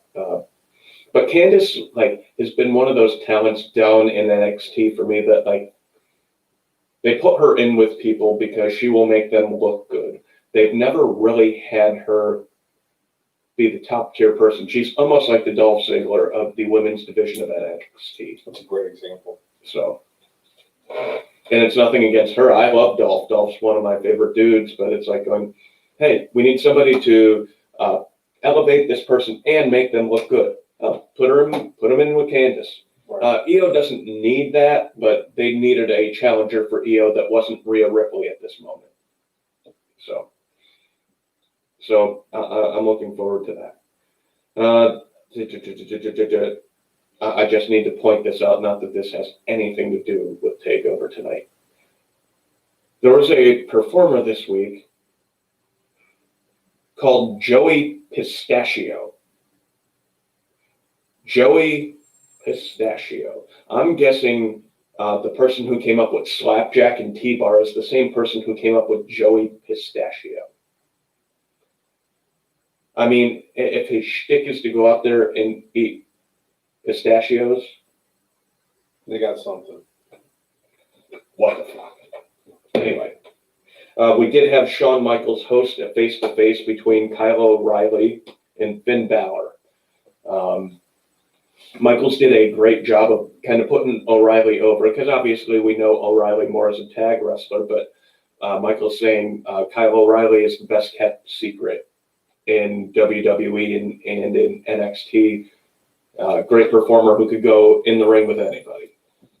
So, high praise. And Finn Balor, more or less, like, not having a ton of respect for O'Reilly, at least as a singles competitor in this promo. But O'Reilly coming out saying, like, hey, you may not believe in me now, but you're going to believe me when I tell you I'm going to beat you come Sunday at TakeOver. I thought it was a good way for O'Reilly to have a bit more character and show, like, you may not think it, but yeah, I'm going to come fuck you up. So I like the kind of the grit determination that he had in this promo. Agreed. And one thing I did see in the rumor mill is that they're kind of setting up O'Reilly to have a face push, and allegedly, possibly Adam Cole with a face push. But Roderick Strong and Bobby Fish stay as the heels.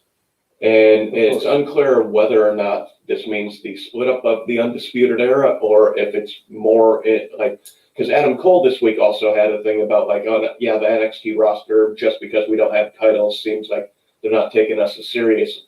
So we need to show you that we're still in control here. So he's still heelish tendencies right now, but I guess we'll see what happens in the coming weeks. Yeah, because it would make all the sense in the world that they would finally break up the Undisputed Era after I bought the damn shirt.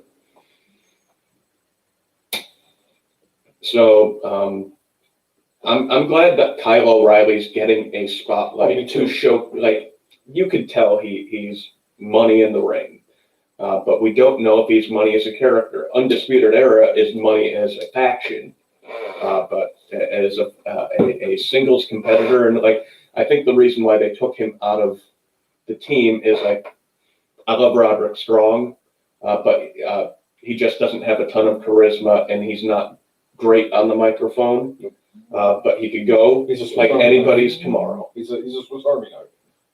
And Bobby Fish is a great competitor, but if you look at,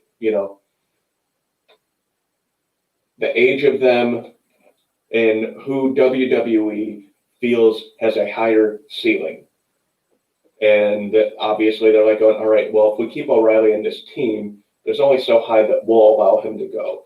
If we put O'Reilly on his own, we feel that he has a higher upside than Roderick Strong. More or less, that's what this is telling me right now. Well, that and the fact that Bobby Fish has some health issues, because Bobby Fish just has all these nagging injuries. He's been wrestling for a long time. Yes, he's 42 or 43 years old. So and wrestling on the indie scene for a long time, where he was also in Ring of Honor, and did some other stuff in the other indie scene area. I want to say they had a run in freaking Japan too. But in O'Reilly. But it's like when you wrestle for that long in the PAL halls and independent scene places where they might not treat you so well, and if you have an injury, you wrestle through the injury because you have to earn a living. It mounts. So I think that's kind of what's going on with that. But hopefully O'Reilly's will take this ball and run with it and do great things. Great. So. One thing that did happen this week on NXT that I wanted to mention is the return of one of my personal favorites now, Dexter Lumis. Yeah. I was glad to see him because he had that injury right when they were going to crown a new North American champion. And it's just unfortunate that the timing went the way it did. Although I don't think he was supposed to win. I was actually hoping he was going to win, but obviously they made the right call by putting on Damian Priest. But I'm glad to see that Dexter Lumis is back on NXT television. Yeah. All right. So that was the stuff that actually was leading into TakeOver. And so TakeOver, which is tomorrow, has 5 matches. 4 of them are for titles. So, and all right, the one that is not for a title, we have Kushida versus Velveteen Dream, and we've seen this build up for at least a few weeks here, and both of these guys are good performers, and I expect nothing less than another good performance from both these guys. But I see Kushida as the guy going over. Same. That's too Kushida. So, all right.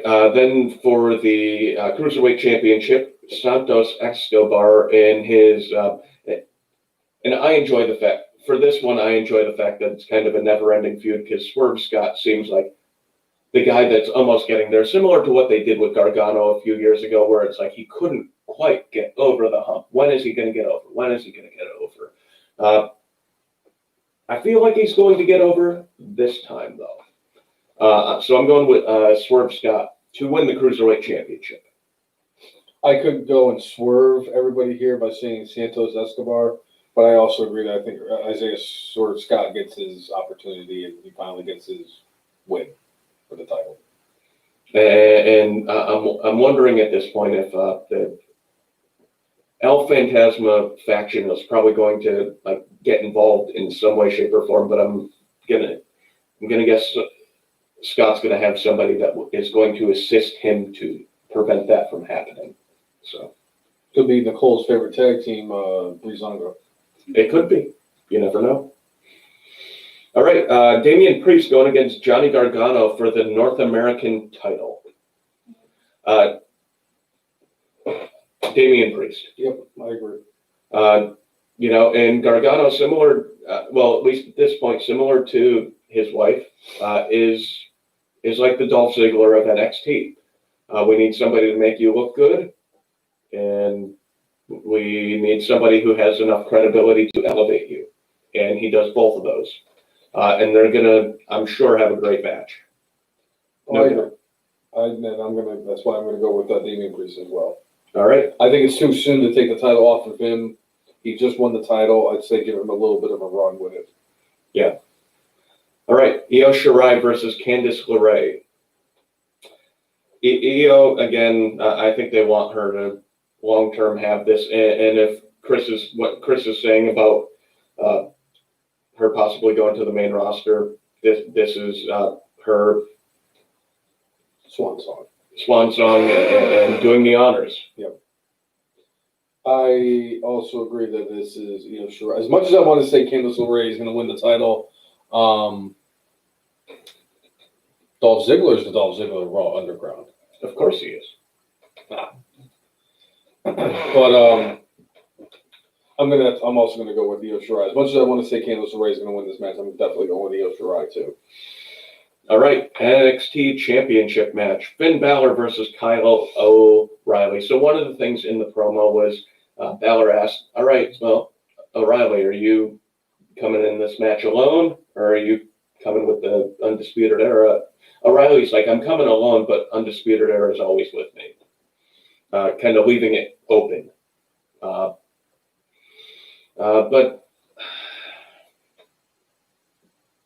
I'm going to go with Balor just because he just won the title. There's one scenario where I can see they put the title on O'Reilly, but I don't think it's now. So Finn Balor. I'm going with Kyle O'Reilly, baby. See, it doesn't have the same ring to it. It does not. But I'm going to go with Kyle O'Reilly. They've been talking about giving him this push and this opportunity, and they were having it set up for some time in the future. And they said that because of what's happening with coronavirus, they said that they're going to move it up to now. I can see them actually doing this and giving the title to Kyle O'Reilly, whereas Finn Balor just basically wanted just to be the stopgap person to win Transitional. They didn't want to put it on. I don't think they wanted to put it on Adam Cole because I don't think they wanted to split up Adam Cole and Kyle O'Reilly from each other. Obviously, they had other plans for Johnny Gargano, and Tommaso Ciampa is just kind of trying to reestablish himself once again. So I think that this is the chance and opportunity. I think Kyle O'Reilly is going to do it, and I think he's going to be fantastic as NXT champion. And long-term wise, this could be the thing that breaks up the Undisputed Era, and eventually we end up having a takeover match between Kyle O'Reilly and Adam Cole, baby! Feels so much better with the shirt on. So I think that could be long-term where they're going with this. Now, Chris is saying that he's hearing possibly Cole and O'Reilly going to Raw. I just don't see that at this point. Like, even if there's a rumor of that happening, I like, are you going to take your biggest star off of the show that is struggling against the competition? Yeah. I don't think so. I don't either. So that is my belief. And the thing is that around the time when the draft is happening, you're going to hear a lot of rumors about a lot of people moving into different shows. Sure. It's going to be a situation where everybody's going to be moving to every different show until the draft nights happen, both nights. Yeah. All right. Good band, brainless. All right. So I can see why you. my good for this week. I know that a lot of people thought it was a bit campy, but I fucking love Randy Orton with the night vision goggles on Monday Night Raw. Like, in him dressing as the janitor. It was so good. Terrible, like, bad acting. It's professional wrestling. We're not going to get Oscar-worthy performances unless it's like Chris Jericho. I fucking loved it. I loved it. So, that's my good. My good for this week was the triple threat ladder match from Night of Champions. I just Clash loved, of Champions. That's what I meant. I wrote Night of Champions too on the thing too, which is what it used to be called before, was Clash of Champions. I just love the story that they told. I love the fact that Sami Zayn used the handcuffs because it's something different, something we've never done, and I cannot believe that. We've seen handcuffs before in other similar matches, but never in a ladder match. And I love that that's how he used it, and he uses nefarious tactics. And it's just helping build Sami Zayn as a character. So I was 100% on board with that. So that is what got my good for this week. All right.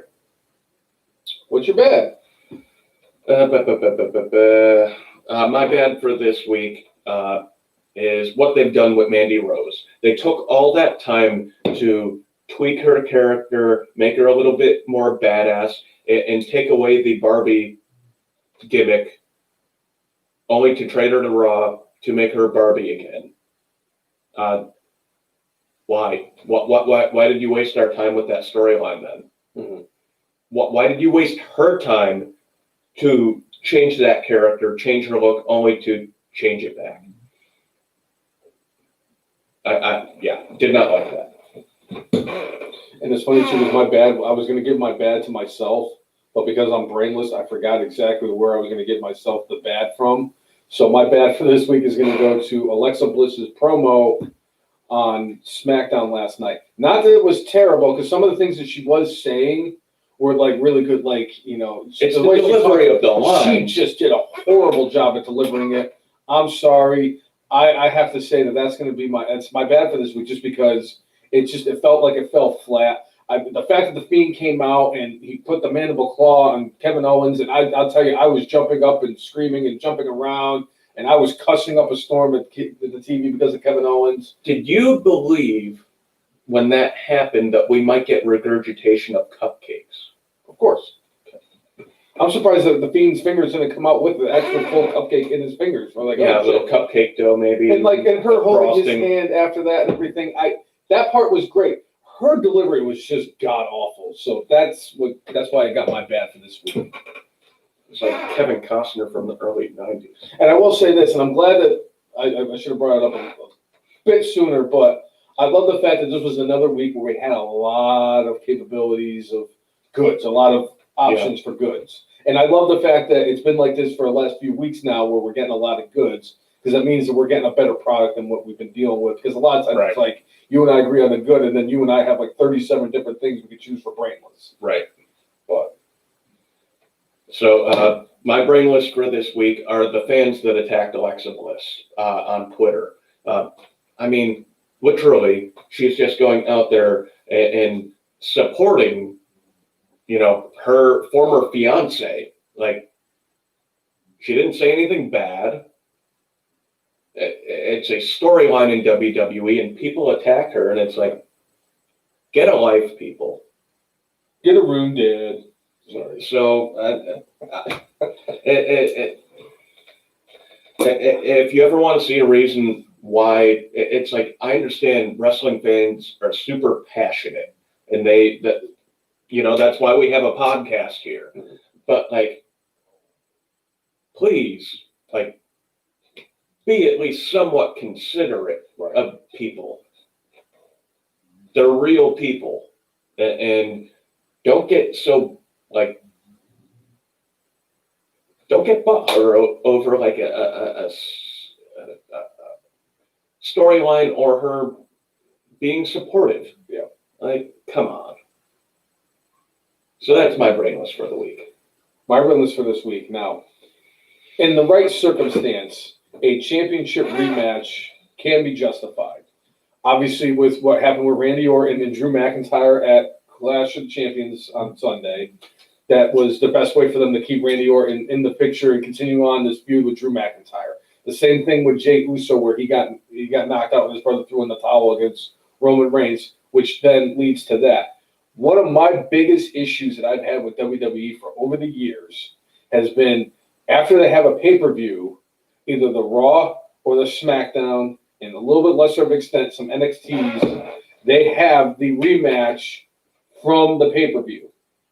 And it's so stupid that they put a match that back in the day, before the network, when they used to do this stuff, where they would have somebody come out and have a rematch from the pay-per-view. It's like, oh, excuse me. We just paid like $40, $50, $60 for this pay-per-view, and now we're going to get one of the matches that we paid that kind of money on Raw or SmackDown this week.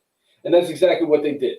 They gave us Zelina Vega versus Asuka in a rematch from Sunday the next night, and the exact same outcome happened where Asuka beat Zelina Vega to retain the Raw Women's Championship.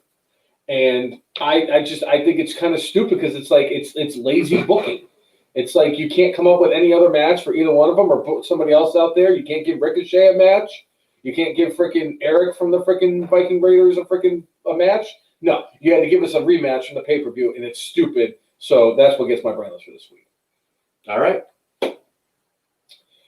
So if you like what you've seen, whether you are a first-time viewer or a person who has been continuously watching the podcast like Monsef and Chris Brown, make sure you like us on Facebook, follow us on Twitter, follow us on Periscope, follow us on Instagram, and subscribe to us on YouTube at the letter T, the letter H, the letter E, the letter F, the letter N, MARKS. And if anybody is actually wondering, yes, I actually do recite this shit in my sleep, I've been told. So I will never forget what it is. Yeah. And if you like, follow, and subscribe to us, we will do the same back. It has always been our mantra. Yeah. And you can watch us live every week on the All Elite Marks page, and make sure you go to facebook.com/All Elite Marks and make sure you set up notifications for when we go live, so it will notify you when we are live.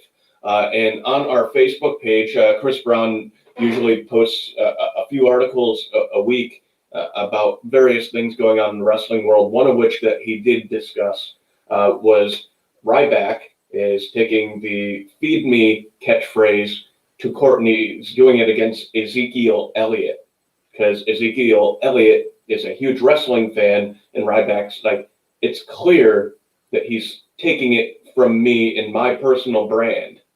And it's because Zeke has "feed me" on his sure, stuff. and then Yeah. Well, so Ryback is taking him to court. I think it's pretty silly that he's doing that. It's like, if anything else, Ryback, you're not on TV, and People really don't give a fuck about you as much anymore. so he's actually elevating your brand. And I think in general, that might be why Ryback's actually doing this. Mm-hmm. He's like going, oh, wait, that came from me. Oh, wait, nobody even pays attention to me very much anymore. Right. Oh, this will put my name in the headlines. So I think, honestly, this, more than anything, is probably a publicity stunt for Ryback. Yeah. Just my take. Could be. So, Well, I think that covers everything for episode 194, except for one thing. wait. What are you talking about? You know what the worst part is? I forget what today's date is. Okay, there it is. Today, because October 3rd. Today, on October 3rd of 2020, at an incredible 1,885 days after Mark's Hall of Fame is still alive in the 2015 Royal Rumble. Yeah.